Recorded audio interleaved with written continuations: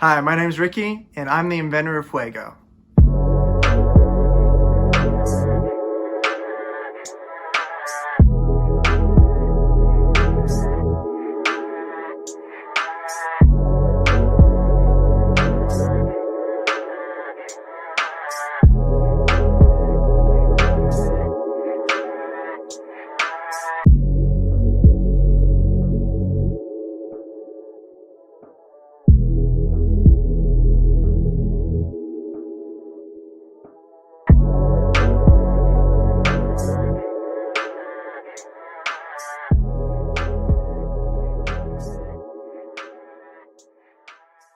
It's Ricky's birthday, triple shot, and Happy birthday. yeah, happy birthday. We wanted to get him a hat from Lids, got it customized, triple shot from Fuego. So hope he likes it.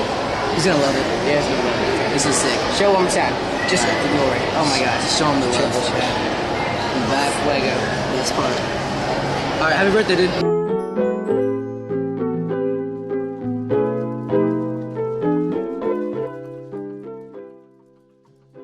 What's up? My name is Eric Payan, aka FaZe. I'm the leader of Fuego Dance Crew. Eric and I went to school together at a charter school, and so did Tavante, but I met Eric first, and we went to school for a couple years, but we didn't start to become really good friends until 7th grade. Man, I just got the chips.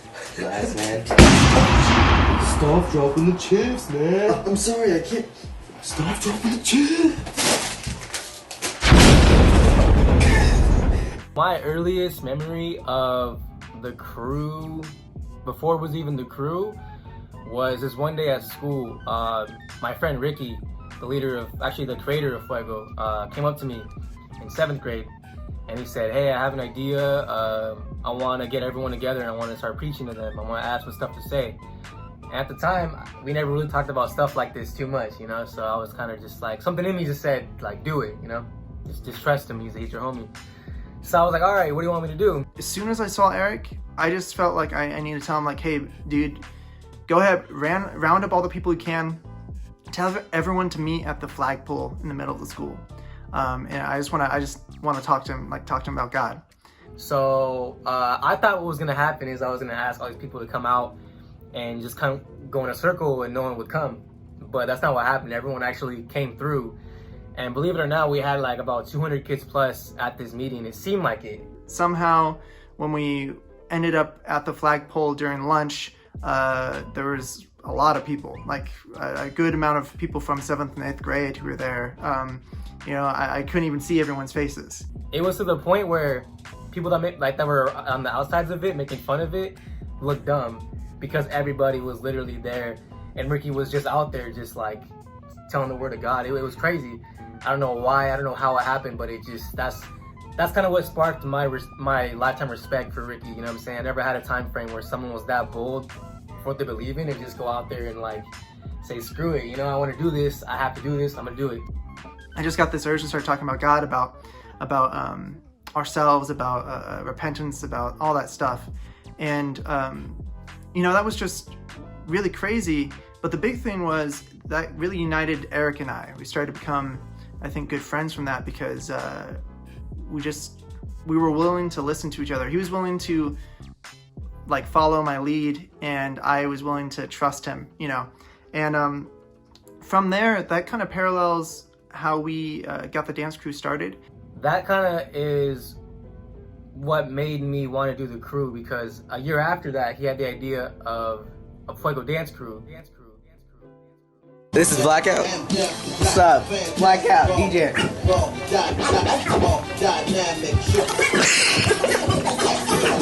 You.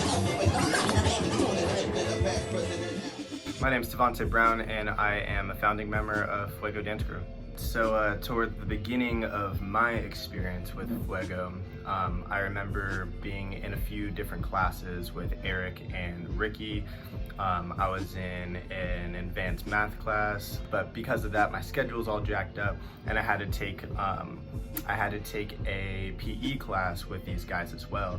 And that was just so much fun. It was an all guys class, and we just caused so much trouble. We were always out there in PE just messing around. And so we started to just, we would talk about like Step Up 2 had just come out, I think, or like a year before that. And we just started really relating on that, trying to copy some of the moves we saw in there.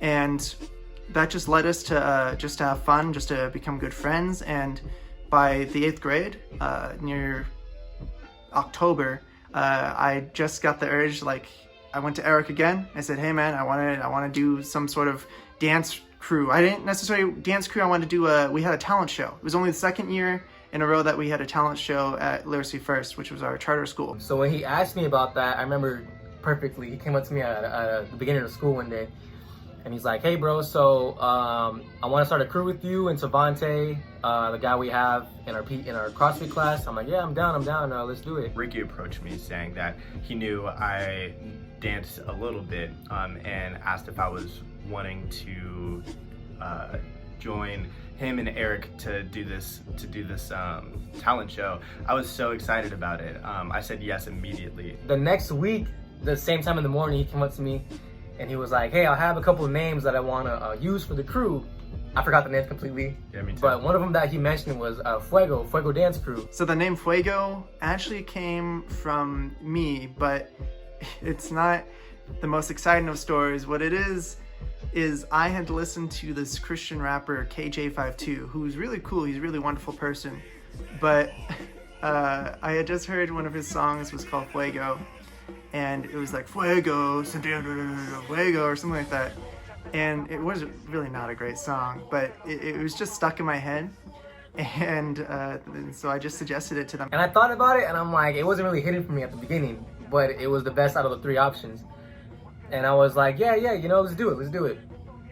And who would have known that one little decision that we made at that time frame shaped the entire blueprint of what we are. And for a bit of context as well, that name sort of resonated with each of us because Fuego means fire, right? And we were all Christians, and that was like the fire of God within us, so it made sense on a spiritual level. But also we were Mexican, right? And so the Mexican name was, or the Spanish name, made sense to us as well. So yeah, it kind of just worked out for us. And it's always worked. Like Fuego has been the thing that we're just always going to be called, no matter what.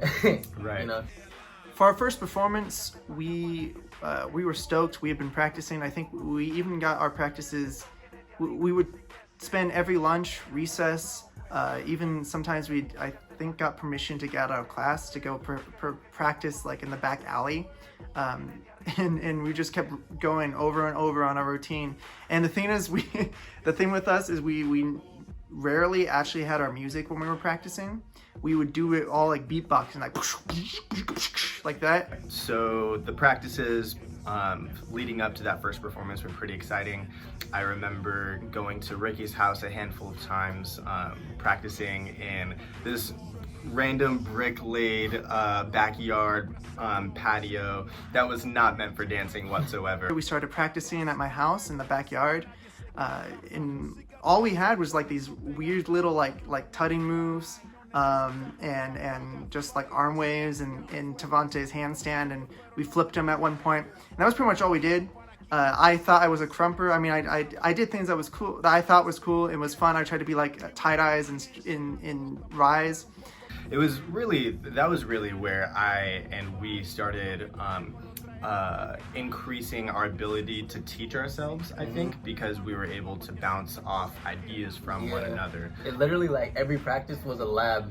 Yeah. It wasn't even like a practice. It'd just be like, okay, this is how we move. Yeah, we were just figuring out, we were like babies, right? Like just trying to figure out how to move our bodies in a way that made sense to us. That was like the start of it, just that first practice, just for a talent show. Yeah. We're gonna talk about the first performance, but not without more whiskey in my coffee. Let me tell you. Gotta have that. What is coffee without whiskey? We put the E in whiskey. All right. Oh yeah. That should be its own section. So, in the lineup in that talent show, they put us at the very last performance, right? We had our whole outfit with the hoodies on and all that, like everything, right? And from there, I mean, we got custom shirts made, like these like cut off sleeves, and we ironed on our dance names, our dance crew names. Mine was Triple Shot, Tavante was Blackout, and then Eric was Incendio back then. Yeah, Eric's about to bust out this hoodie real fast so you guys can see it in real time. Well, actually not real time, probably way later in life. But you can actually see what it looks like. Meanwhile, I'm gonna sneak some more alcohol into his drink.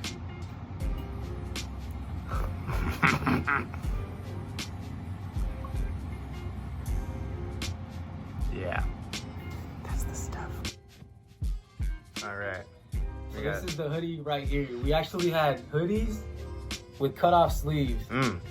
And on the back it says Phase.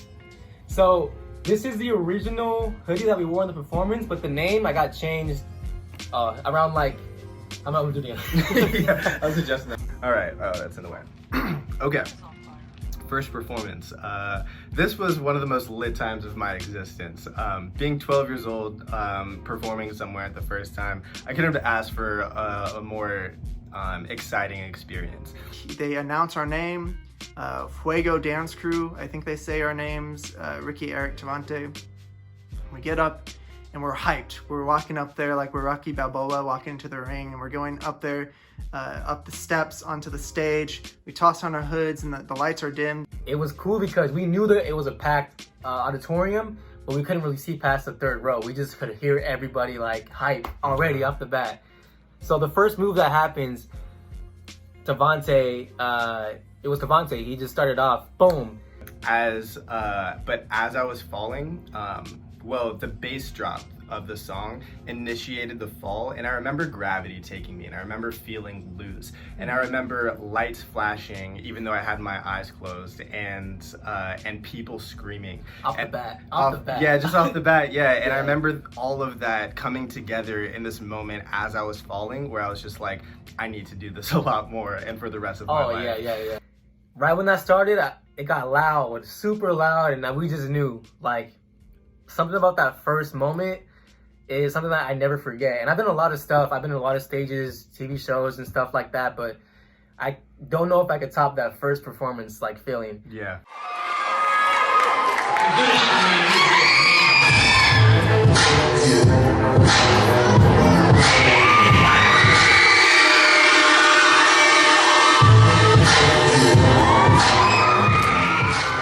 Back then we couldn't actually do backflips, so what we did is we had Tavante in the center. We put our hands on his shoulder and behind his leg, so we like flipped him like that, and everyone's like, oh, whoa, oh, whoa, whoa.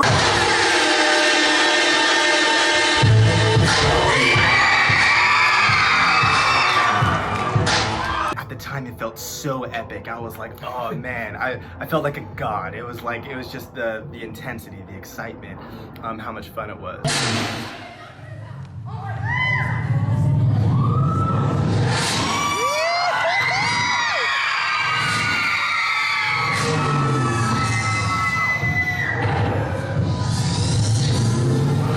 The work we put into it too. Yeah, all of that stuff. All that stuff. Yeah. And like the people in the crowd was like, you know, his brothers, family, all of our family. Sure, yeah. People we went to school with. Yeah. So.